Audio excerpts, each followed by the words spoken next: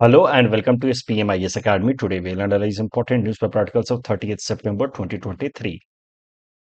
Please note you can download the PDF version of today's newspaper analysis by clicking the link given in the comment section.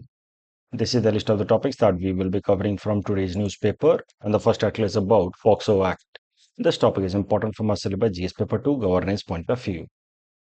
POCSO Act, इसका full form है Protection of Children Against Sexual Offense Act. This act was brought in 2012. ये कानून क्यों लाया गया वो भी जरा समझते हैं। तो as per National Crime Record Bureau data, 1 in 6 boys and 1 in 4 girls experience some sort of sexual abuse before they turn 18. तो it's a grave concern। बच्चों के अंदर सेक्सुअल अब्यूज के जो केसेस हैं उसको रोकने के लिए फिर ये कानून लाया गया 2012 में। This act is gender neutral act. ऐसा नॉर्मली ऐसी अंडरस्टैंडिंग है कि this act POCSO act is only for protection of girl child, but that is not true. इसी जेंडर न्यूट्रल मतलब it is for protection of girl as well as boy child. तो उसके अलावा this law has a wider domain. It is not just limited to sexual harassment, but it also includes including children in to other activities indirectly associated with sexual acts, for example pornography। इस कानून के अंतर्गत crime को aggravated crime माना जाएगा if it has been committed against a mentally ill child, और उसके अलावा if it has been committed by a person who is position of trust, who is in position of trust, for example doctor, teacher, policeman and family member. तो ऐसे cases में POCSO act के अंतर्गत उस crime को aggravated crime माना जाएगा और जो कल्प्रिट है उसको ज्यादा मैग्नीट्यूड की सजा दी जाएगी। पॉक्सो एक्ट के अंतर्गत नियम है कि इन्वेस्टिगेशन प्रोसेस को जितना हो सके उतना चाइल्ड फ्रेंडली रखा जाए। बच्चों को कोर्ट में ना बुलाया जाए। अगर उनसे कोई बातचीत करनी है तो सिर्फ लेडी ऑफिसर्स बातचीत करें, वो भी सिविल ड्रेसेस में, पुलिस यूनिफॉर्म में नहीं। तो ये सब कुछ प्रोविजन है under POCSO act. POCSO act के अंतर्गत अगर कंप्लेन किसी को करना है तो उसके लिए ऑनलाइन मेथड भी लाया गया है जिसको कहा गया है POCSO e box. POCSO act के अंतर्गत maximum punishment is up to death sentence. तो अगर एग्रीवेटेड क्राइम होता है तो उस केस में डेथ सेंटेंस तक दिया जा सकता है अंडर पॉक्सो एक्ट। तो पॉक्सो एक्ट लाया गया हमारे देश में, it is in line with UN convention on rights of child. तो UN convention on rights of child agree किया गया था 1992 में, जिसका इंडिया भी एक मेंबर है या पार्टी है। उसी कन्वेंशन के अंतर्गत and considering the cases of child sex abuse, Bharat सरकार लेकर के आई 2012 में ये पॉक्सो एक्ट। पॉक्सो एक्ट में कुछ बदलाव लाए गए 2019 में थ्रू एन अमेंडमेंट। तो अगर अमेंडमेंट देखा जाए पॉक्सो एक्ट के अंतर्गत तो कुछ कुछ नई चीजें लाई गई। The act makes it now mandatory to report such cases. You see, अब अगर मान लीजिए कि आपको पता है कि आपके सामने वाले घर में किसी बच्चे के अगेंस्ट सेक्सुअल अब्यूज हुआ है, और अगर आप इसको रिपोर्ट नहीं करते हैं तो now you will also be considered as a criminal culprit in this act or as per this act. So now if you are in knowledge of such crime that has been conducted, then it's your legal duty to report such cases. In case a person fails to do so, the person can be punished up to 6 months of imprisonment or fine. उसके अलावा amendment के हिसाब से now it also prescribes punishment to the people who traffic children for sexual purposes. तो trafficking को भी अब POCSO act के अंतर्गत डाल दिया गया since amendment introduced in 2019। The act also provides for punishment against false complaint or untrue information. तो this is one area of concern। जब हम कोई भी आंसर लिखेंगे पॉक्सो एक्ट के अंतर के ऊपर, तो वहां पे हम लिखेंगे कि जो लोग कंप्लेन रजिस्टर करते हैं, somehow if they are not able to prove, then there is a provision of punishment to the people who register complaint। सो इस केस में ऑब्लिगेशन क्रिएट हो जाती है उनके ऊपर जो केस रजिस्टर कर रहे हैं to prove their case. So this is one area of concern, that is why the reporting of some cases have been low with respect to child sex abuse. तो पॉक्सो एक्ट की क्यों जरूरत पड़ी, क्या issues रहे हैं उससे related, वो यहाँ पे दिखा हुआ है। चाइल्ड सेक्स अब्यूज को रोकने के लिए है, because most of the crimes are not reported. Child sex abuse is a hidden crime. It's a taboo in society. That's why in many cases the family itself suppresses such cases. Or in most of the cases, it has been seen that a family member or a known person has been the offender in case of sexual abuse against a child. तो ये सब कारणों से child sex abuse से related एक अलग से हमें हीन सीरियस लॉ बनाने की जरूरत थी, and that is why POCSO act was created in 2012. तो पॉक्सो एक्ट के अंतर्गत there is a provision of age of consent for sex.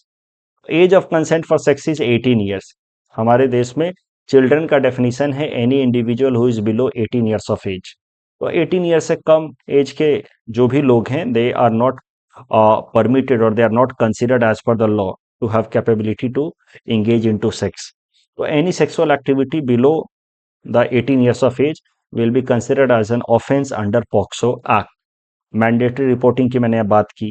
Special courts बनाए गए हैं पॉक्सो एक्ट के अंतर्गत for fast disposal of cases related to POCSO act.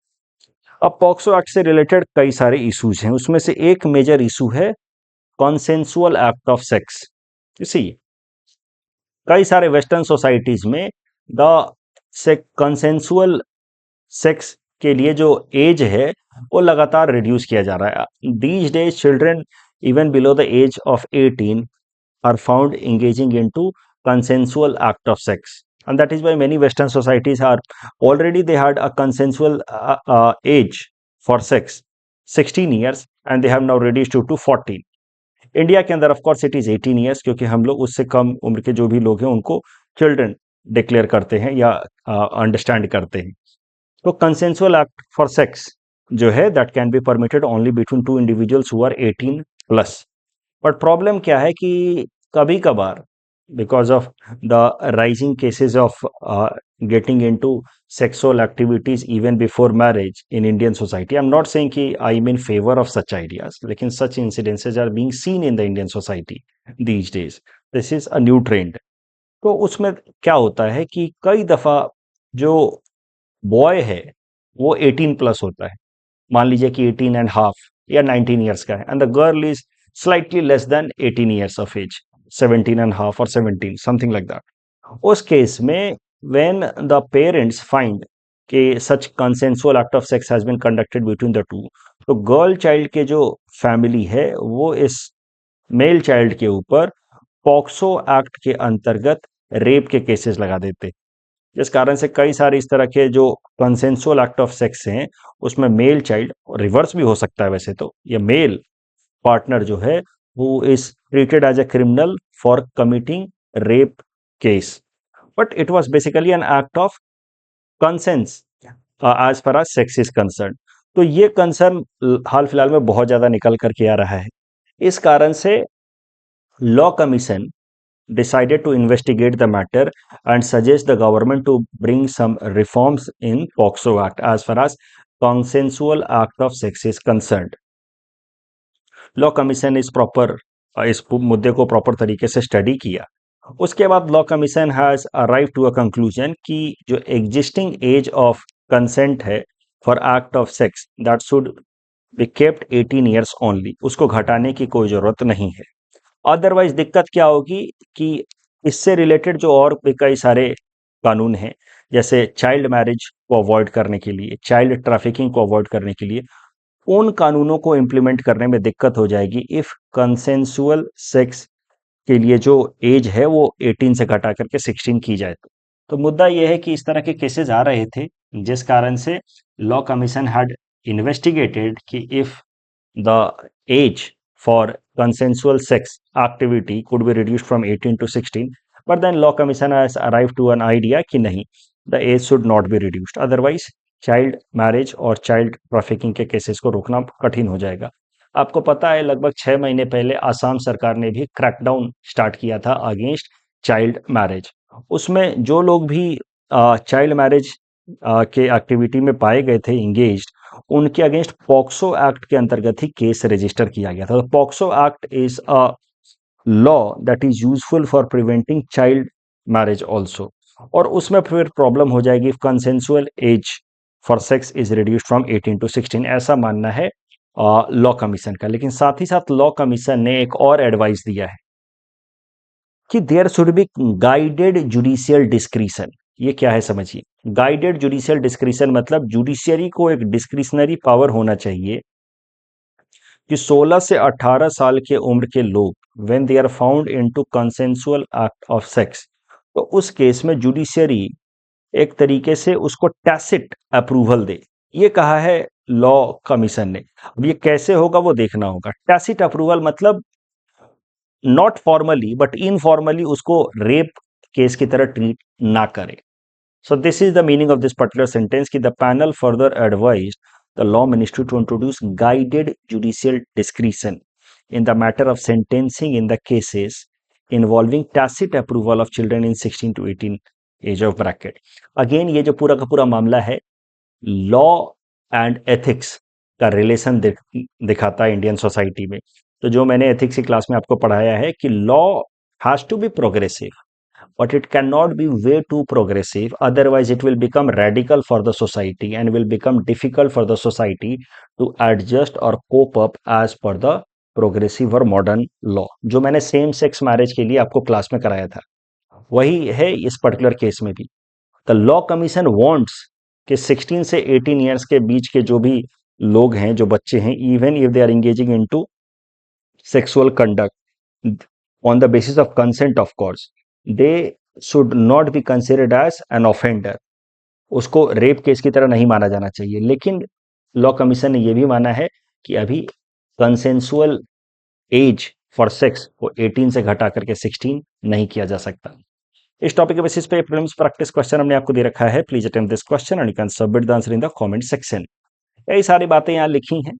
ये board work इसलिए आपको दिया जाता है ताकि आप अपना खुद का नोट्स बना पाए, hand written notes, so that future में आप इसको जल्दी से रिवाइज कर पाए। ये मेंस प्रैक्टिस क्वेश्चन मैंने आपको दिया है, हिंट्स में लिख करके दे दिया है मैंने।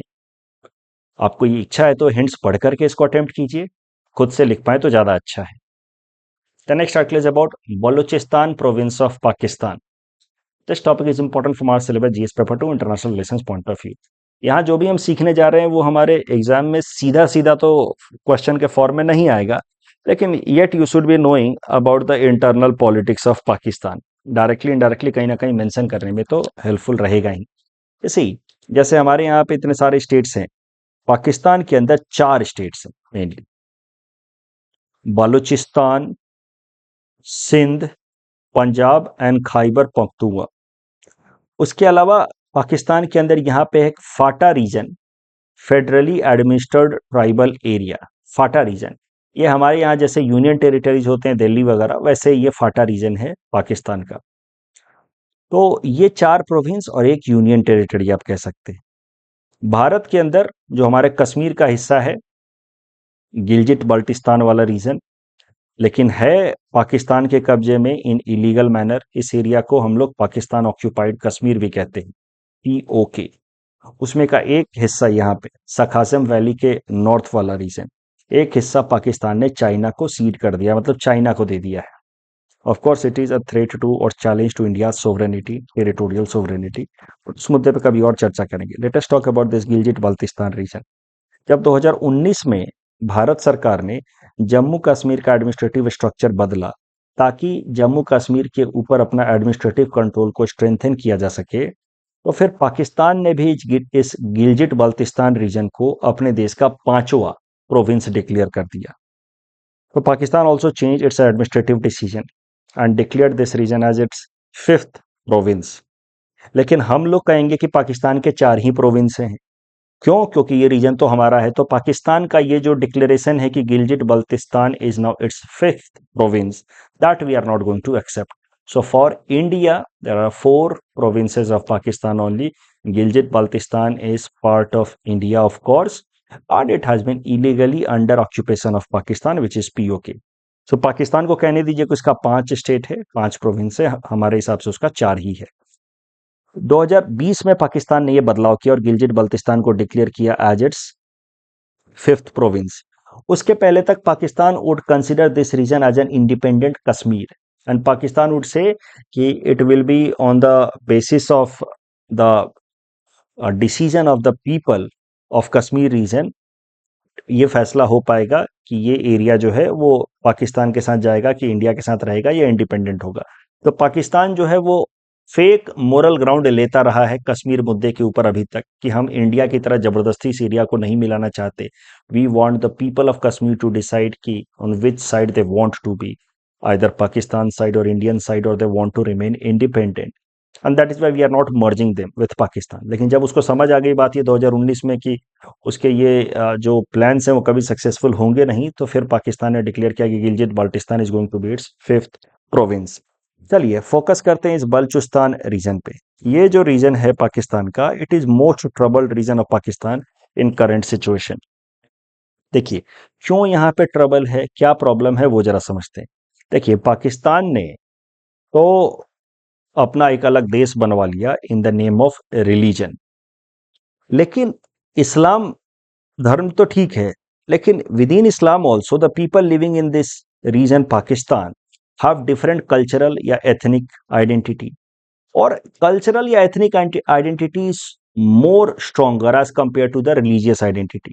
ये पॉलिटिकल साइंस ऑप्शन स्टूडेंट्स ने पढ़ रखा होगा under the concept of communitarianism. इसी अभी गोवा में रहने वाले लोगों का अपना कल्चर है, चाहे वो हिंदू हो या मुसलमान हो या क्रिश्चियन हो, they have a culture which is very similar to each other. Entire Konkani culture एक है, इस तरीके से आप देखिएगा तमिल कल्चर एक है, तो इस तरह से मारवाड़ रीजन का कल्चर एक है। So culture sometimes is an stronger force as compare to religion. Pakistan यही गलती कर गया, Pakistan created a country on the basis of religion, but it forgot to realize कि within the same religion Islam there are different cultural interest, ethnic interest. जैसे आप देखिए Iran और Saudi Arabia both are Islamic only, but their cultural interest, Arabic culture and Persian culture dominate over their broader idea of religion. Similarly, in Pakistan also there are divisions on the basis of internal ethnic interest और culture.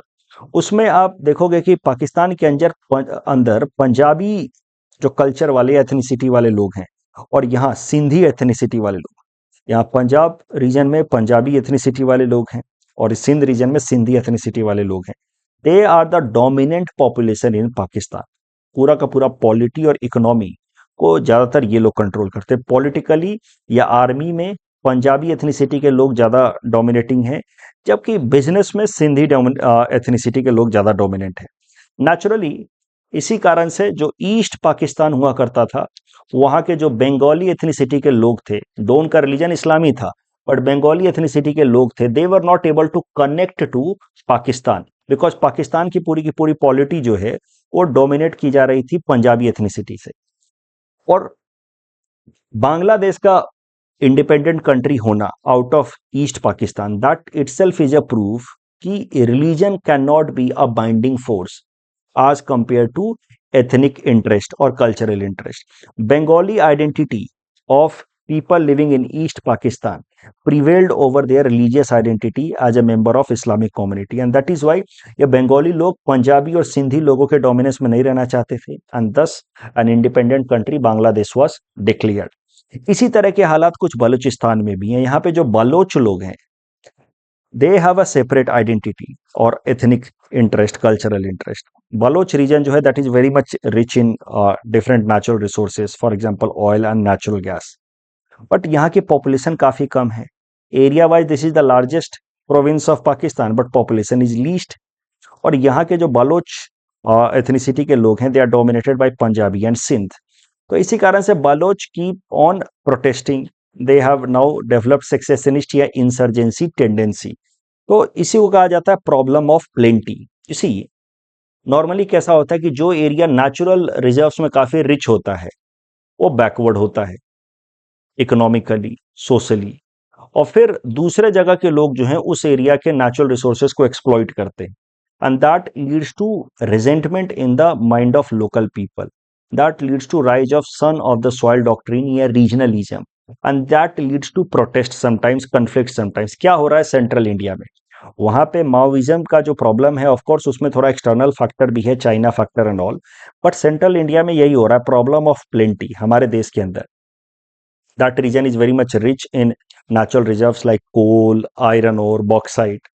But otherwise, socially and educationally or economically, they are tribal belt, backward. इसी को कहा जा रहा है problem of plenty. Now, when investors, industries from other regions of India like Bombay और Karnataka are going there to invest, they are facing backlash. इसी तरह के हालात कुछ यहाँ हो रहे हैं बलोच रीजन में. And Baloch have now resorted to secessionist tendency and Baloch insurgency. Baloch insurgency के पीछे सबसे बड़ा कारण है इस एरिया का economic backwardness and this area entire Pakistan polity and economy being dominated by two ethnic people only, Punjabi as well as Sindhi. For example आप देखिए ये जो चाइना पाकिस्तान इकोनॉमिक कॉरिडोर है which is an extension of belt and road initiative of China that moves from Kashgar region of China to Gwadar port of Pakistan. तो Gwadar port है तो बलूचिस्तान में ही. ये पूरा का पूरा एरिया जो है यहाँ पे आप देखिए ये जो पाइपलाइन बनाया जा रहा है, रोडवेज रेलवे लाइन बिछाया जा रहा है चाइना पाकिस्तान इकोनॉमिक कॉरिडोर में, बन रहा है बलूचिस्तान प्रोविंस में. ज्यादातर आप देखिए it is in Balochistan province, लेकिन लोकल बलोच लोगों को इसमें कोई एम्प्लॉयमेंट अपॉर्चुनिटीज नहीं मिल रही हैं. The entire contract has been given to Punjab और Sindhi based companies and they are employing only Punjabi and Sindhi employees and labourers. So Balochistan region में इतनी सारी अनएम्प्लॉयमेंट होने के बावजूद भी Baloch people are not getting job opportunities in China Pakistan economic corridor. So this is one symptomatic factor. It is an example ki how Baloch economic interest is being neglected and that is why Baloch are resorting to militancy. और इसी से related ये current news है कि Bloch militants ने एक suicide bomb attack किया जिसमें लगभग 53 लोग मारे गए. तो जब इस एरिया में कई सारे पंजाबी और सिंधी कंपनियां काम कर रही हैं और पंजाबी और सिंधी लेबरर्स को कॉन्ट्रैक्टर्स को नौकरी दे रखा है, तो बलोच इंसर्जेंट्स जो हैं रह रह करके यहाँ पे टेरर अटैक्स कर देते हैं. तो मुद्दा यह है कि Baloch region of Pakistan is disturbed one. और पाकिस्तान की जो सरकार है वो ये मानने को तैयार नहीं है कि बलोच रीजन में जो भी प्रॉब्लम है वो उसके इंटरनल पॉलिटिक्स का नतीजा है. पाकिस्तान की सरकार उसका ब्लेम इंडिया पे डालती है कि इंडिया के रॉ एजेंट जो है वो बलूचिस्तान में इंसर्जेंसी को प्रमोट कर रहे हैं, इंटरनल डिस्टरबेंस क्रिएट करा रहे हैं. फिर इंडिया ने भी 2016 में उरी अटैक के बाद पाकिस्तान से रिलेटेड अपनी पूरी पॉलिसी बदल दी. नेबरहुड फर्स्ट पॉलिसी में पहले पाकिस्तान को भी हम लोग इंक्लूड करते थे, but now in our neighbourhood first policy Pakistan is not there. We have a approach of isolating Pakistan in South Asia region. तो 2016 में उरी अटैक के बाद इंडिया ने भी अपना स्टैंड पाकिस्तान को लेकर के बदला और 2016 के इंडिपेंडेंस डे स्पीच में हमारे प्रधानमंत्री नरेंद्र मोदी जी ने बलूचिस्तान का जिक्र किया. So he tried to remind Pakistan of its internal vulnerability कि इफ इट कीप्स ऑन, आपको काफी मतलब ये इंटेलिजेंट लैंग्वेज में लिखना होगा कि आपको ऐसा भी नहीं लिखना है कि India is promoting insurgency in Balochistan, but at the same time you have to prove कि India has a strategic interest in Balochistan. This you have to prove. So you can write something like this कि in 2016 Independence Day speech, our Prime Minister reminded Pakistan of its own internal vulnerabilities in Balochistan. So if Pakistan keeps on promoting cross-border terrorism in Jammu and Kashmir, then it can meet with the same consequences in Balochistan. इस तरीके कुछ बात आप लिख करके आगे बढ़ सकते हैं. तो मैंने कहा था सीधा सीधा तो ये आपके काम नहीं आएगा, बट आई जस्ट होप कि आपको पाकिस्तान के इंटरनल पॉलिटिक्स के बारे में थोड़ा पता लगा और थोड़ा बहुत आप इसके बारे में जिक्र कर सकते हैं. हमारे प्रधानमंत्री जी ने कुछ ऐसा कहा था इंडिपेंडेंस डे स्पीच पे कि people of Balochistan, Gilgit and POK, Pakistan occupied Kashmir, have thanked me a lot in past few days. I am grateful to them. तो लोग जो हैं वहाँ के हमारे प्रधानमंत्री जी के काफी फैन हैं, उनको पता है पाकिस्तान की हालत उन्होंने खराब कर रखी है. चलिए ठीक है, इसके आगे कोई पॉलिटिकल स्टेटमेंट नहीं देंगे, लेकिन current Indian government has taken a very strong stand against the political establishment of Pakistan. Naturally, Baloch people are happy for India's tough stand against Pakistan. यही सारी बातें यहाँ लिखी हैं. Pakistan has 4 administrative unit plus FATA. In 2020, it announced Gilgit-Baltistan as its 5th province. Pakistan has created on the line of religion, but its ethnic difference is the basis for internal disturbances. Bangladesh separated out of Pakistan because of its Bengali ethnicity. यहाँ पे बलूचिस्तान की अगर बात की जाए तो it has Baloch ethnicity while Punjabi and Sindhi are dominant players in Pakistan. Baloch interest is neglected, especially their economic interest, and that is why Baloch insurgency is on the rise. PM Modi, in his 2016 Independence Day speech, reminded Pakistan of its own vulnerability in Balochistan. The next article is about Global Innovation Index of 2023. This topic is important from our syllabus GS paper 3 Science and Technology point of view.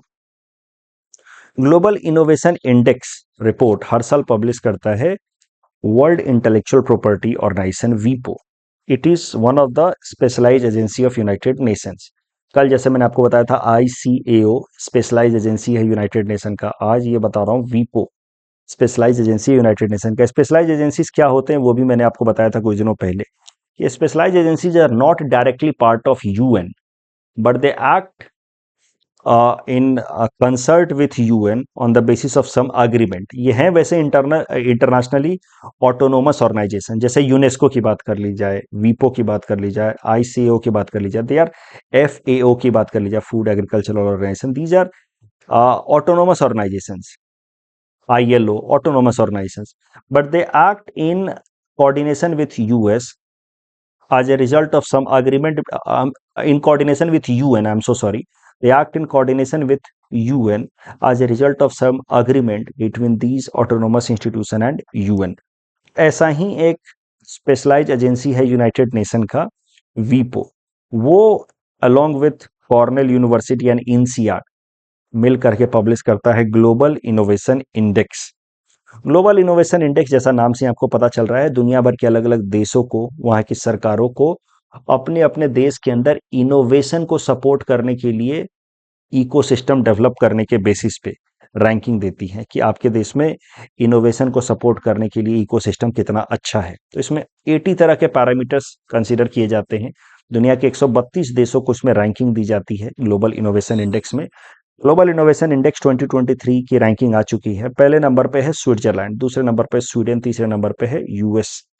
China 12वें number पे है, पिछले साल वो 11 number पे था. India 40 number पे है, और पिछले साल भी इंडिया 40 नंबर पे ही था. ये काफी अच्छी बात है कि इंडिया की रैंकिंग पिछले 5 सालों में काफी इंप्रूव हुई है. India's rank in 2015 was 81 in global innovation index. Now it has at least improve to 40. पिछले 2 साल से अब हम 40 पे ही हैं. तो our rank in global innovation index is 40, और वो हमें बनाता है first amongst the 37 low middle income group economies. तो low middle income group economies में हम पहले रैंक पे हैं. We are first amongst the Central and South Asian economies. तो साउथ एशिया और सेंट्रल एशिया में भी हम पहले नंबर पे हैं, और पिछले 5 सालों में हमने काफी अच्छा खासा इंप्रूवमेंट भी किया है फ्रॉम 81 टू 40. यही सारी बातें यहाँ लिखी हैं यहाँ पे. So please revise with help of this board work. ये प्रीलिम्स प्रैक्टिस क्वेश्चन हमने आपको इस टॉपिक के बेसिस पे दे रखा है. Please attend this question and you can submit the answer in the comment section. The next article is about bioremediation. This topic is important from our syllabus GS paper 3 environment point of view. तो ये डिपोर बिल से related ये news है कि how Deepor Beel provides the service of bioremediation to Guwahati. देखते हैं डिपोर बिल के बारे में.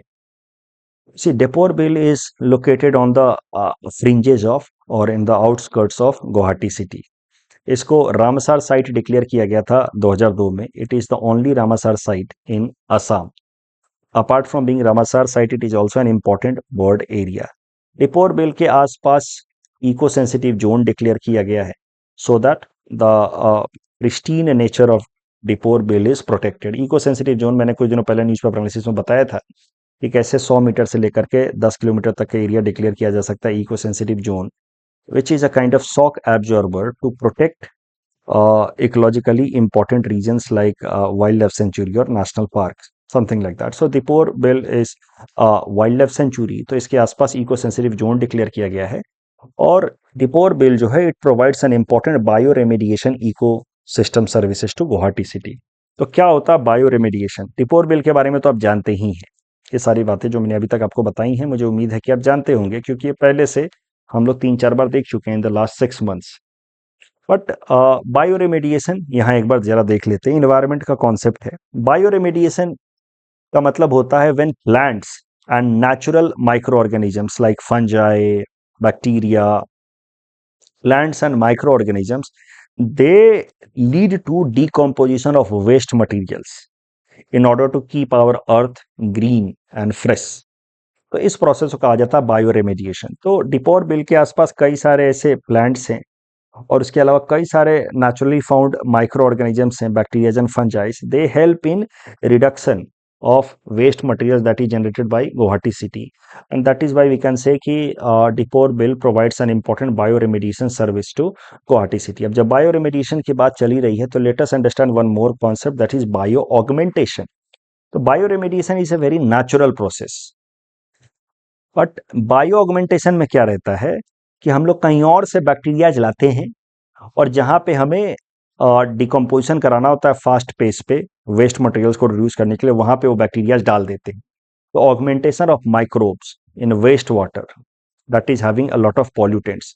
So when we augment microbes in this wastewater, the microbes will decompose these pollutants, and thus what is left behind is pollutant free water. This mechanism is known as bio augmentation, where we augment polluted water with microbes who can reduce or decompose waste material। तो इसको कहा गया है bio augmentation. There is difference, slight difference between bio remediation and bio augmentation. Bio augmentation में bacterial culture is added, bio remediation is quite natural process जहां पे plant and bacteria they provide the ecosystem services. इस topic के basis पे UPSC ने ये question पूछा था, यूपीएससी प्रीलिम्स 2017 में, मैंने गलती से लिख दिया 2023, ये सवाल आया था 2017 में। तो इस क्वेश्चन को अटेम्प्ट कीजिए आप, और इसमें थोड़ा सा कॉमन सेंस लगाएंगे तो इस क्वेश्चन को आप आंसर इसका तुरंत आप निकाल पाएंगे। थोड़ा सा कॉमन सेंस लगाइए, without reading anything new you will be able to answer it. ठीक है, बायो रेमेडिएशन मेथड से कोई भी बिगर मेटल्स तो डिकम्पोज नहीं हो सकते, think that way. Next article is about Sycamore gap tree cut down. इस तरह का ट्री देखिए। This topic is important from prelims exam point of view. Prelims में शायद से पूछ ले, ऐसी चीजें पूछ लेता है। देखिए, इंग्लैंड और स्कॉटलैंड के बॉर्डर पे, आपको पता है यूके 4 ऐसे कंट्रीज से मिलकर के बना है, लार्जर पॉलिटिकल यूनियन है वो। उसमें एक देश है इंग्लैंड।